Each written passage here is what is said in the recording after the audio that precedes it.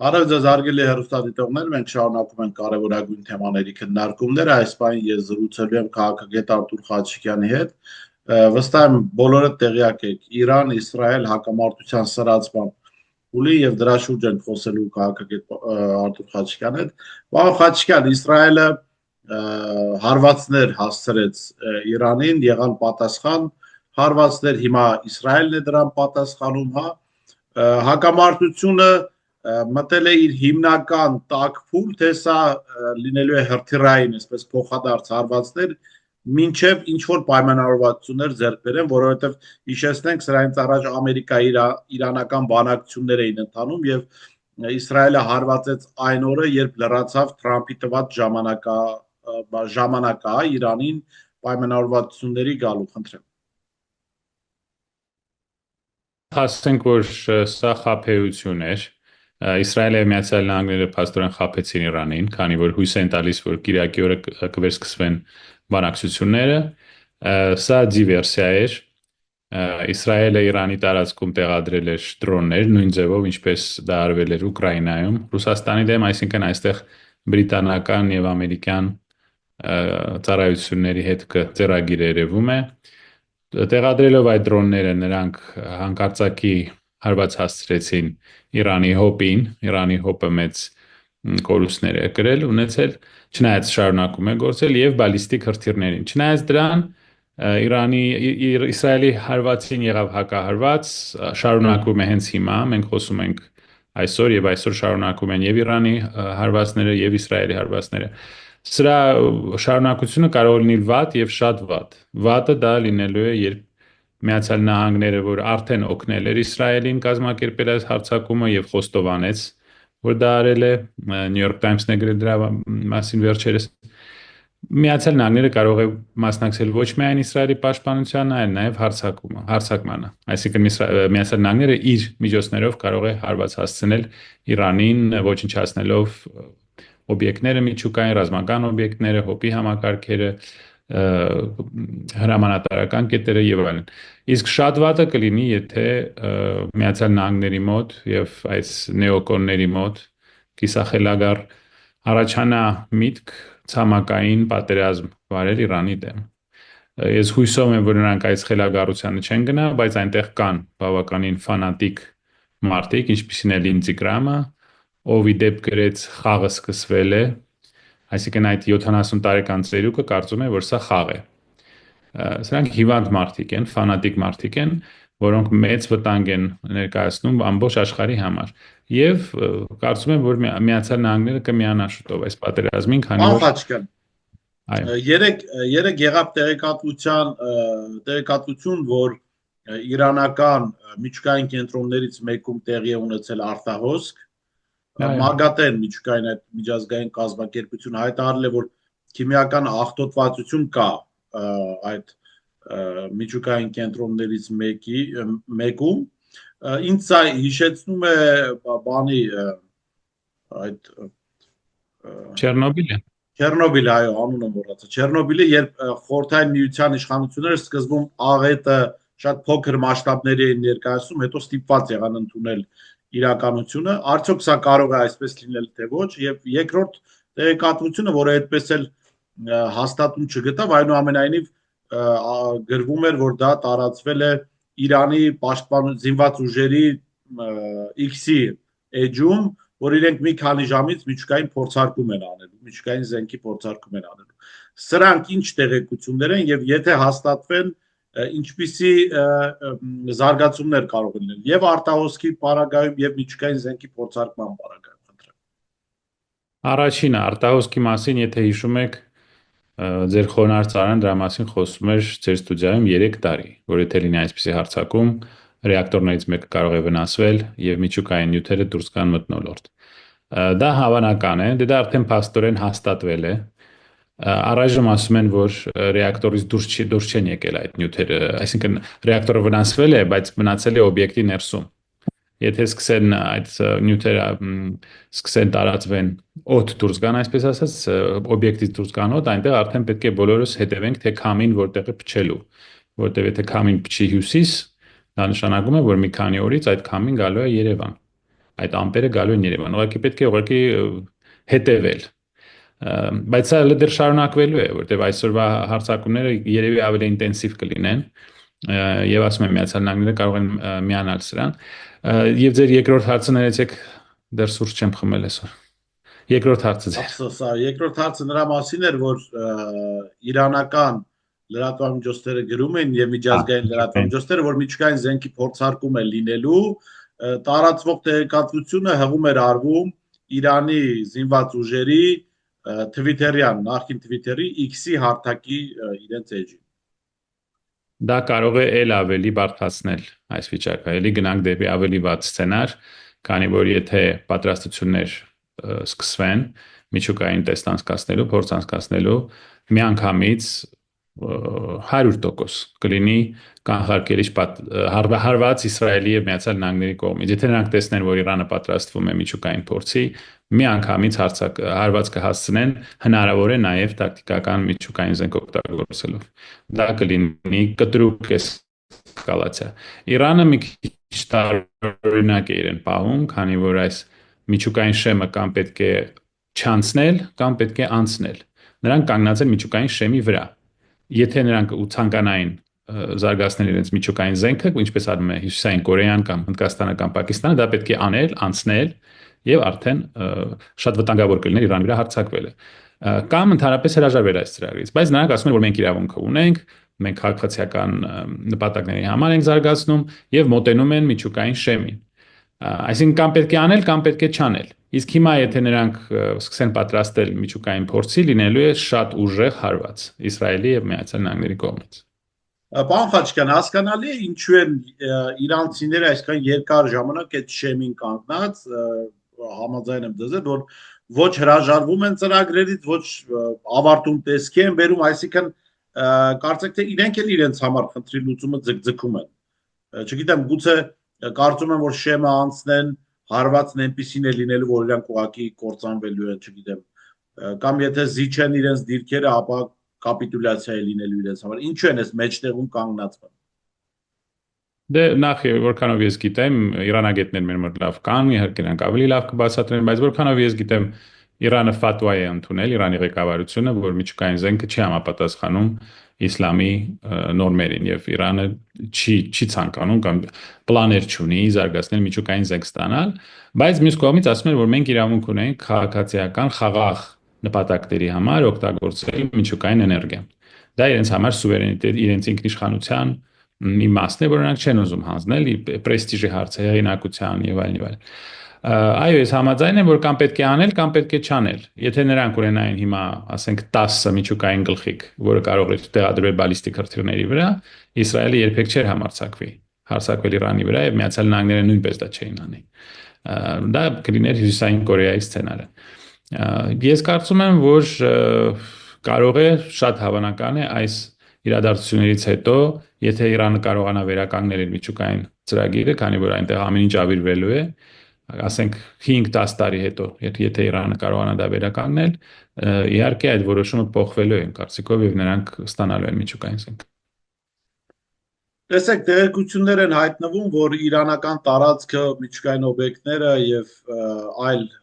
ռազմական նշանակության օբյեկտներ թիրախավորվում են Ադրբեջանի վերահսկողության տակ գտնվող Արցախի տարածքներից, հա։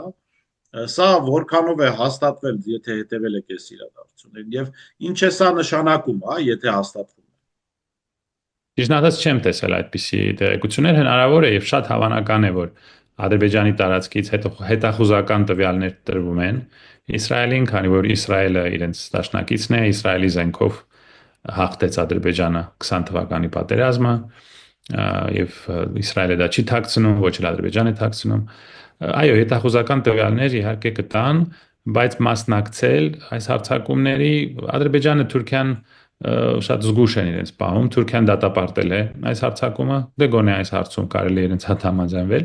Ադրբեջանը կարծեմ չի դատապարտել, բայց առայժմ շատ զգուշ են իրենց պահում։ Բայց մյուս կողմից մենք որոշ տեղեկություններ ենք ստանում, Telegram կանալներով տեսնում ենք, որ կոչեր են արվում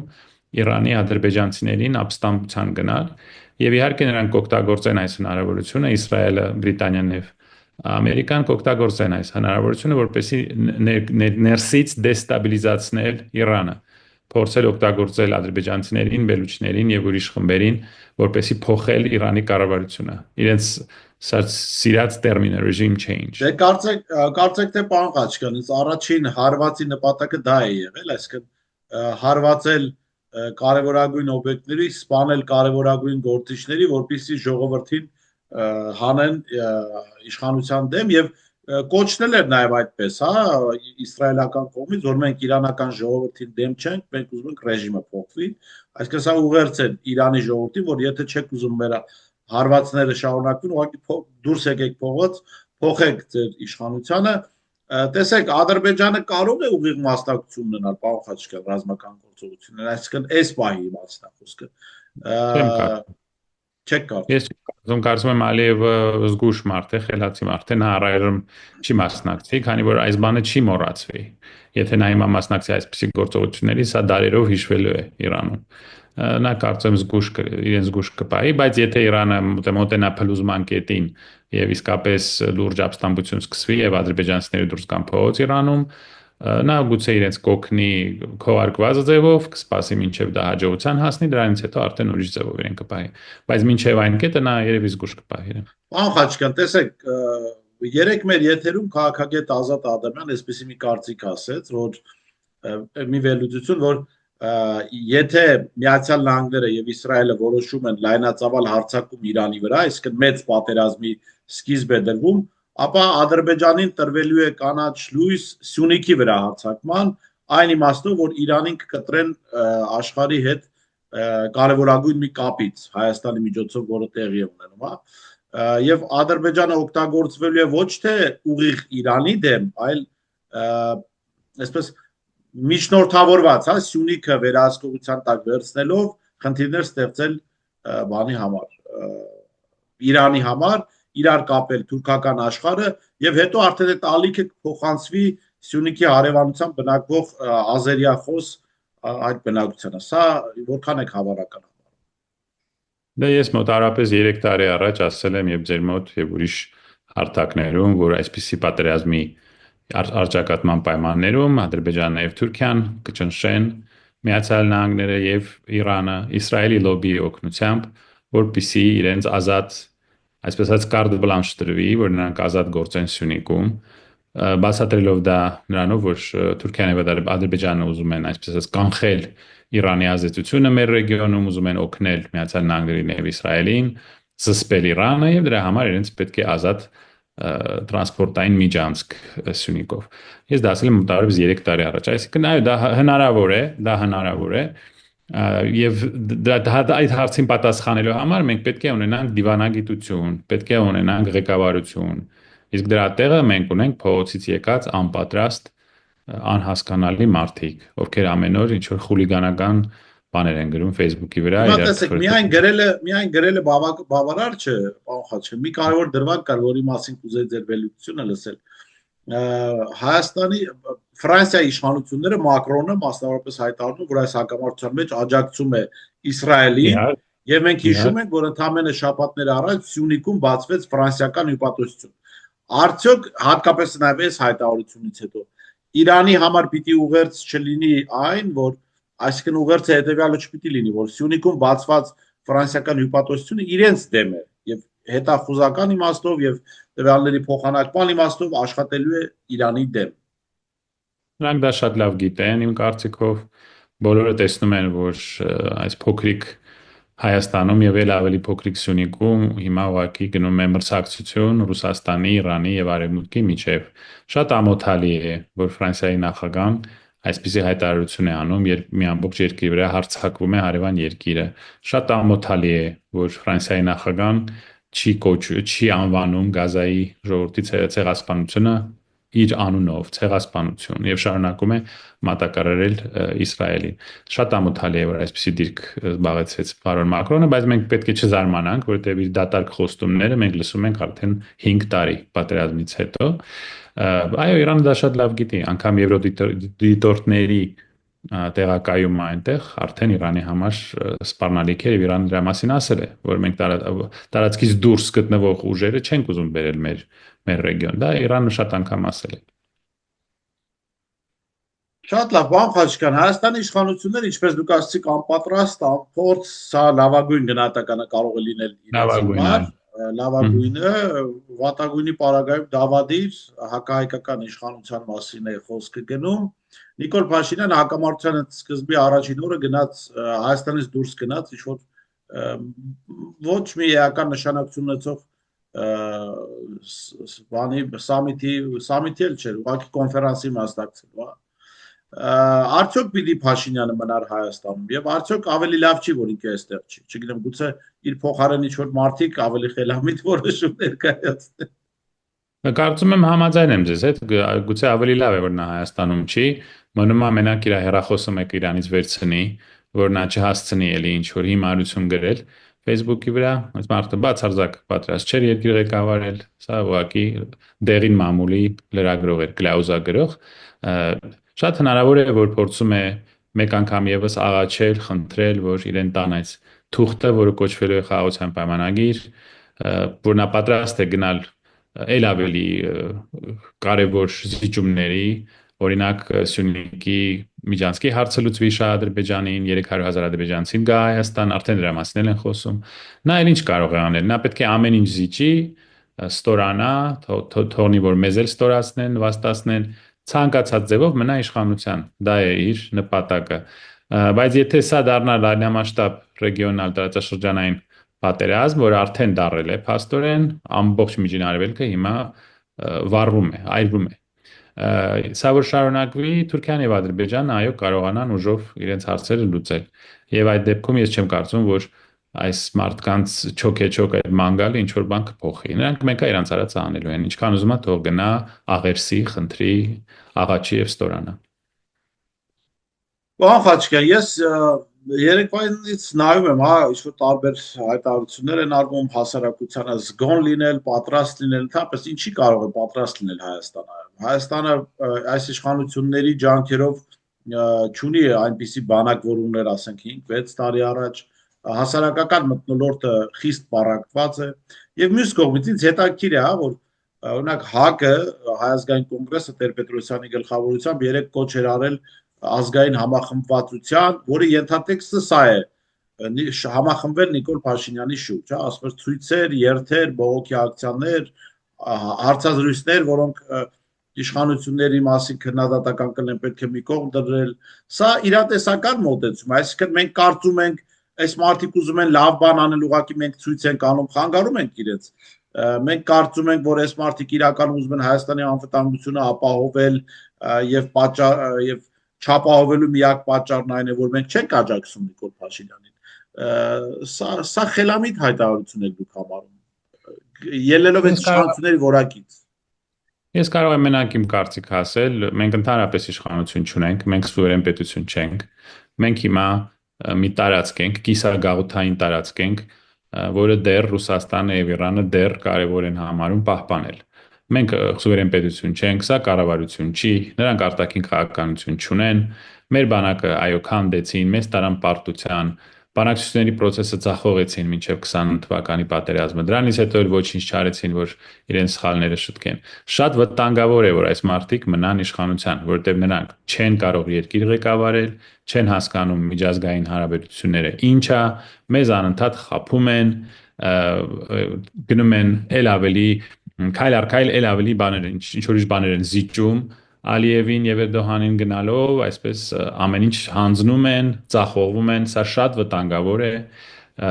Այսպես կոչված կառավարությունը պետք է գնա, ինչքան հնարավոր է շուտ պետք է գնա, որովհետեւ սա շատ մենք հիմա որ ունենայինք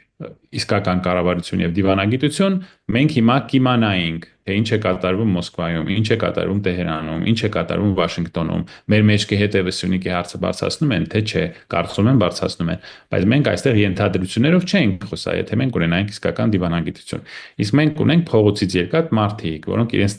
ծանոթ լինելով, ընկեր լինելով, խնամի ծանոթ բարեկամ ինստիտուտի սկզբունքով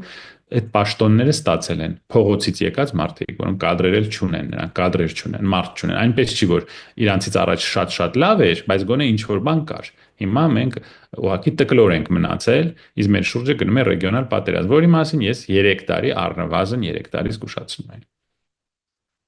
Շնորհակալ եմ, պարոն Խաչիկյան, ժամանակ գտնելու եւ մեր հարցերին պատասխանելու համար։ Ես հիշեցնեմ, որ ես զրուցում էի քաղաքագետ Արթուր Խաչիկյանի հետ։ Տեսություն։